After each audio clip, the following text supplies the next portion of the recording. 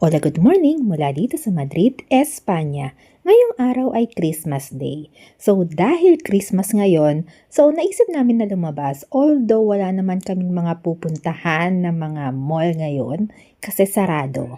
Yes, sarado. Dito kasi sa Spain, ang mall kapag December 25 and January 1, sarado talaga sila. Lahat yan, hindi lang mall, pati yung mga boutique, tienda, sarado talaga silang lahat.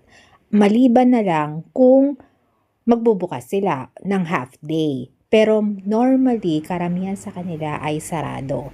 Ang bukas lang talaga ng mga ganitong araw dito sa Spain ay yung mga kainan. So dahil lunchtime na rin lang, nag-crave ako ng ramen. Kaya naman kahit nasarado ang mga mall ngayon, nag-ikot-ikot kami dito sa may sentro para lang maghanap ng ramen. Oo.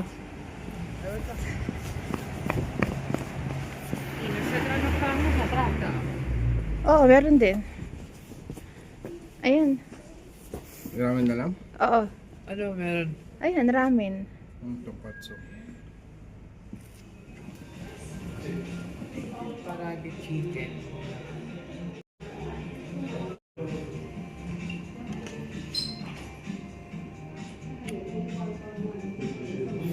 Ano sa'yo?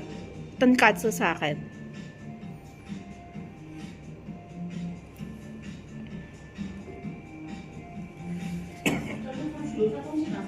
Hindi naman pala ganun kamahal, ma. Hindi naman pala ganun kamahal. Miso ramen naman. Tsaka ito.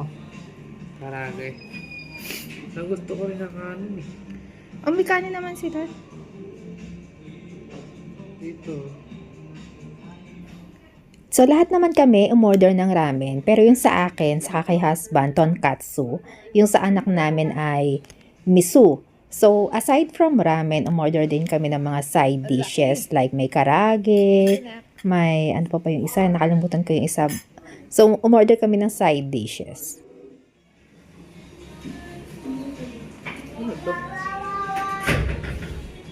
Miso yung sayo, no?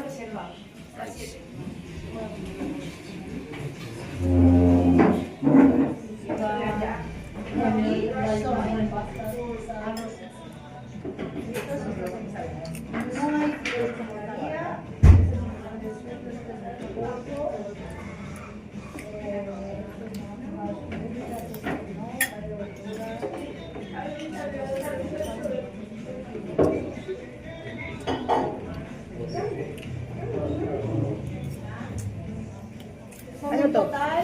Paragi. Magkaiba yun? Ano? Chicken to. Teriyaki yun. Ako.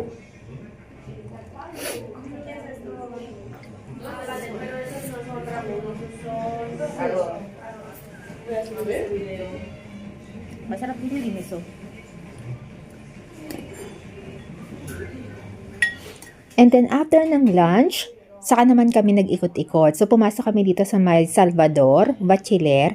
May nagustuhan akong winter cup dito, pero nung sinukat ko na hindi ko na nagustuhan, hindi ko na siya type nung sinukat ko. And then after, pumunta kami ng Sol. And then meron ditong event nung mga time na yan. Tapos nilakad namin papuntang Opera Metro kasi naghahanap kami ng churros. Naghahanap kami ng churros sa kape ng mga oras na yan.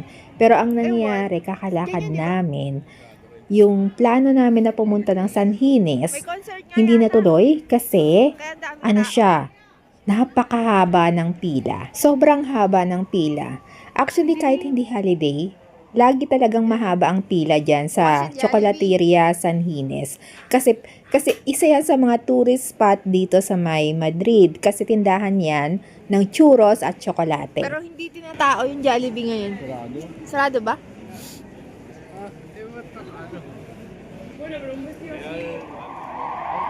Ay! Doon na lang mas Chocolateria San Gines. Tayo. Sa San Gines. Pilang. Ano ba yan? Ayun o, yung Chocolateria San Gines. Yun o. Ang haba ng pila. Churros.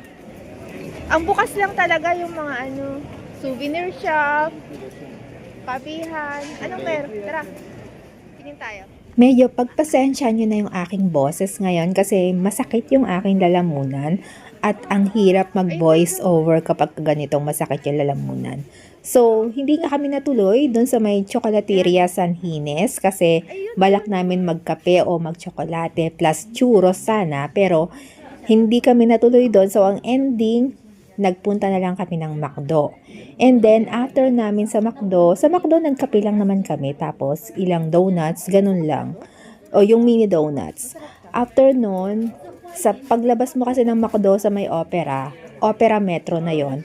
Paglabas mo, sa labas ng Metro, may mga Christmas market doon. So, nagtingin-tingin kami doon.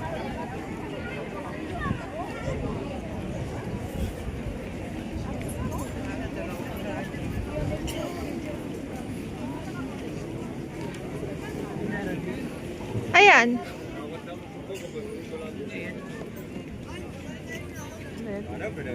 Masarap sa ganito yung ihaw-ihaw. Sa Plaza España meron. Oo, postre yan, chocolate sa ibabaw. Lalagyan nila yung chocolate. Ayan o. Ayaw mag-uwi. Sa lamig ngayon, mabilis titigas yung chocolate niya sa ibabaw. Lamig. Ayan. Ang cute naman ito. Wala lang rin. Oo, wala lang rides. Esa no la probamos allá. Pero sa atin, Sí, esa es la de... And that's all for today's adventure. Maraming salamat sa pagsama sa akin ngayong araw. Bago tayo magtapos, kung bago ka dito sa aking channel, please subscribe to my channel at i-click mo na rin pati ang notification bell para updated ka sa mga future videos ko. Once again, this is Gandang Pilipinas sa Espanya, sharing life, one story at a time. Thank you! Mua!